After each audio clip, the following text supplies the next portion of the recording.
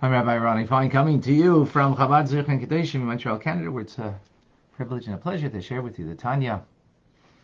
We say a good vok to everybody, a Shabbat Tov, a good week to one and all. Having a little problem here with my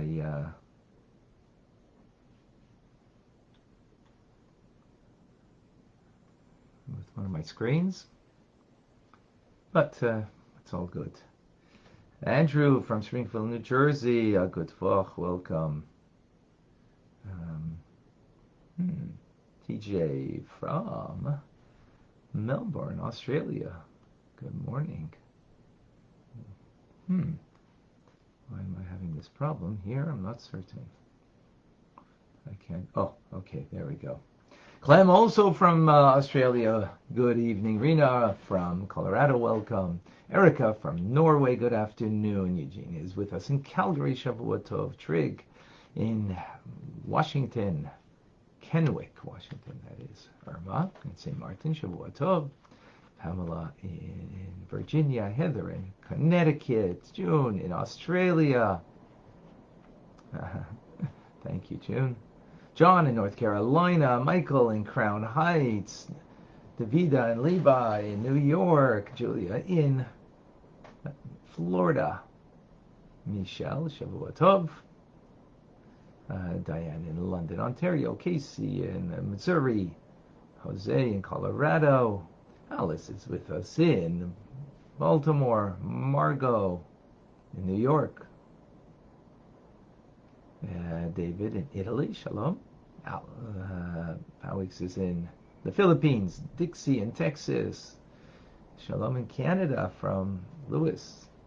Arya in Miami, welcome. Laura in Nashville. Frank in Mexico City. Zara in Malaysia.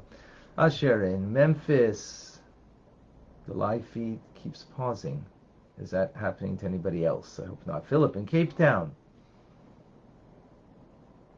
Well, it's stop and go. That's not good. Benny in Tel Aviv, Shavuot Tov. Katie in Texas, welcome. We have Batya and Jeffrey, Eliana, Anastasia, David, Mayor, Michael. We have Yahoo. I don't know if I got that right. We got a big macher. That's great. And Mira, welcome. Okay, folks.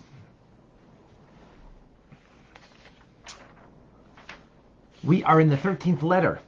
And in this letter, we spoke about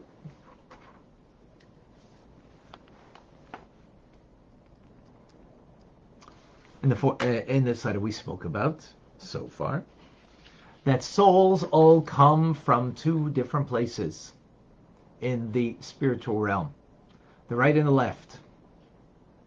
And there's various gradations, of course, of the right and the left. The right refers to chesed, divine kindness.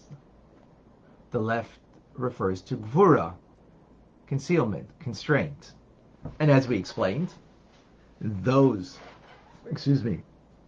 are two basic qualities. I think we mentioned, we did, that if you look in life, the duality that there is in everything. You breathe in, you breathe out. There's up, there's down. There's in, there's out. There's on, there's off. There's right, there's left. And male and female. Right? Which, by the way, the male and female are an expression of both. The male is the right, the female is the left. But we're not going to get into that topic right now. The point being, right, left, actually starts with the Alter Rebbe, is going about your divine service in a way of modesty, doing a mitzvah. Everything is measured, everything has a time, everything has a place. You do everything according to what you're supposed to do. Whether it's being charitable, whether it's your study of Torah, everything is done with a kind of precision, an accounting for. That's the left. there's a certain concealment here, in the sense that, well, let's compare it to the right. The right is expensive. The left is measured. The right is expensive. That's what it means when we speak about giving. Indiscriminate giving is expensive. So there's a type of soul that whatever they do, it's not enough. They're always looking to do more. Not looking merely to fulfill their obligation. Now, both are important. Both are valuable. Because we need to know what it means to have total responsibility. I thought I shut that off. Guess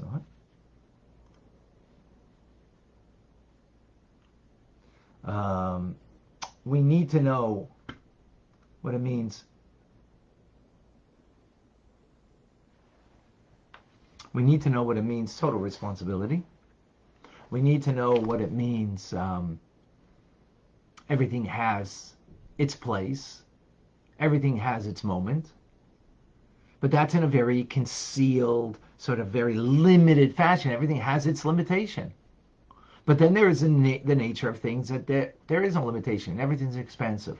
Giving, no end. The way you approach, doing a mitzvah, it's what more can I do? Your Torah study, there's no end to it, so to speak. So the Alter Rebbe says, and that's what we learned previously, he says that we need to actually comprise ourselves of both character traits from a divine order. Sorry, give me one moment.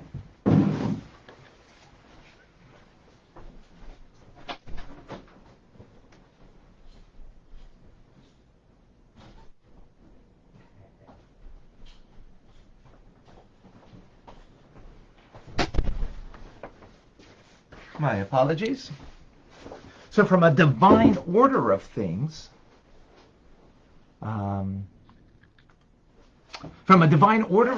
we need to comprise both. In other words, if we are one by nature, if we're to be transcending the human condition, we won't suffice to be just that one character quality. So if your nature is just to, be expansive, you are always going above and beyond. We need to be able to introduce into our lives the opposite. What it means to be regulated. What it means to everything has a very delimited, limited, very detailed way that I got to do it. Because expansive usually, doesn't mean that. It means the opposite, The details are not so critical, right? It's more that. Where do we get this idea from? So the Alter Rebbe says, we see that the house of Shammai and the house of Hillel, their souls came from the right order of things, and therefore Hillel, generally, because what does chesed mean? Kindness means to be inclusive. So they were inclusive, and therefore when they saw things, their perspective of inclusion means, what does inclusion mean? Well, this can be part. I can envelop this. This can be a part of things, right?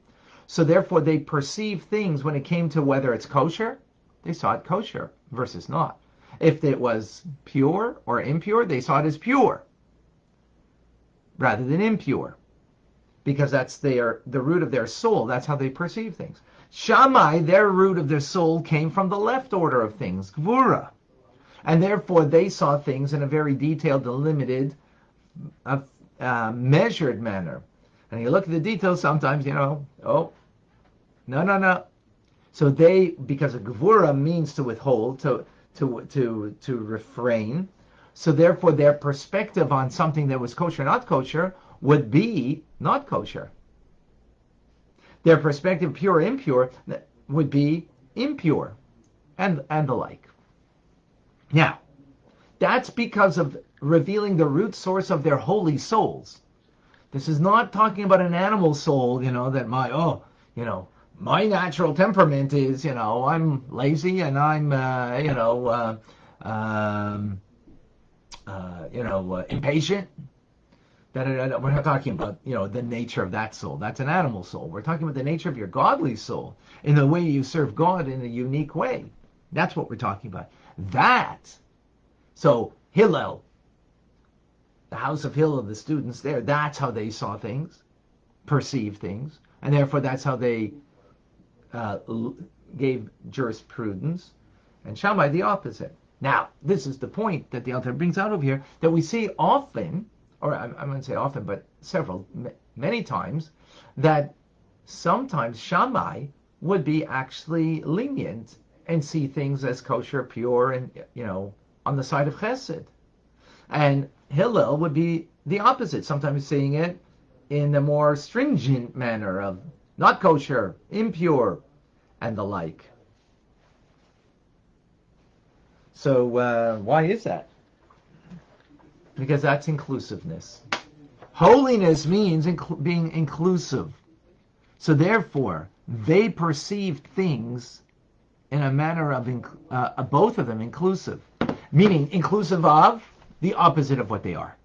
What they are by their godly nature, not by the animal nature, right? Being impatient. But of the godly nature, they were inclusive. So therefore, they perceive things, and remember, the soul expresses itself first in the mind. From the mind, it comes to the heart, right? So therefore, they were able to see things that, were of a different order. This is the inclusiveness of the soul, right? And so inclusiveness means to incorporate that which is the opposite of what your natural tendency is.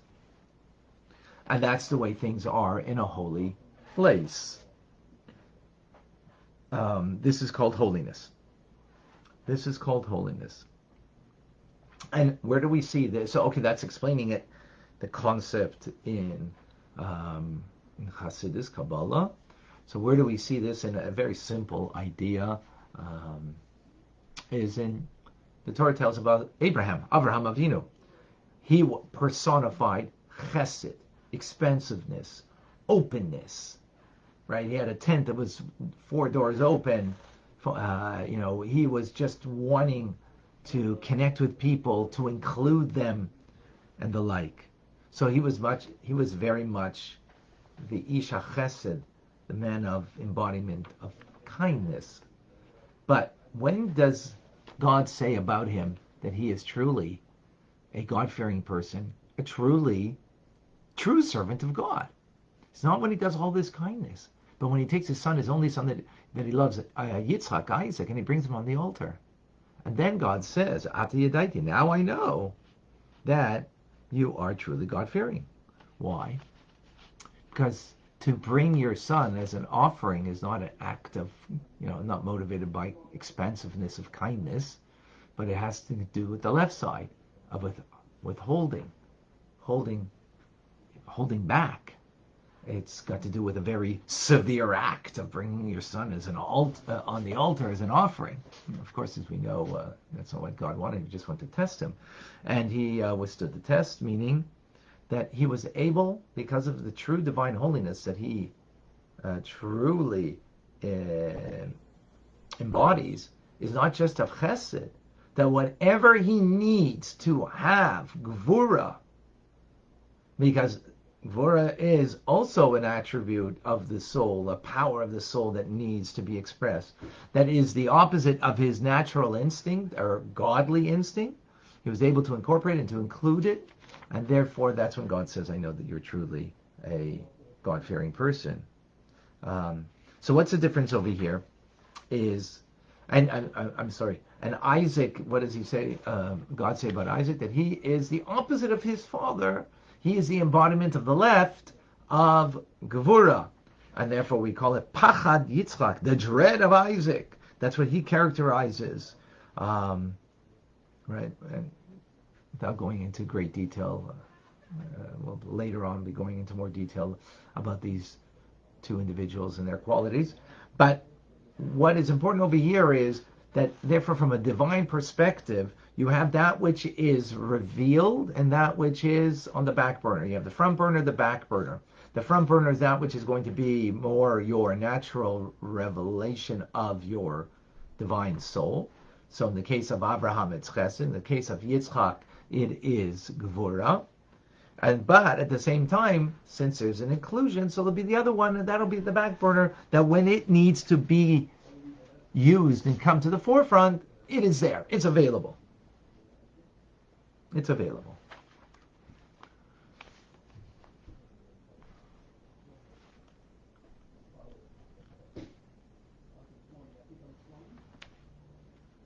Okay. So just to unpack this idea briefly, very simple idea, is a new idea of what it means inclusion in the world today, being that it's a very occurrent idea, inclusion, and it is important. Inclusion means, on this divine level, before you can be inclusive of others, if you can be inclusive of yourself, of the opposite nature of yourself, then what will happen? You'll be able to incorporate and include others in your life that are not like you,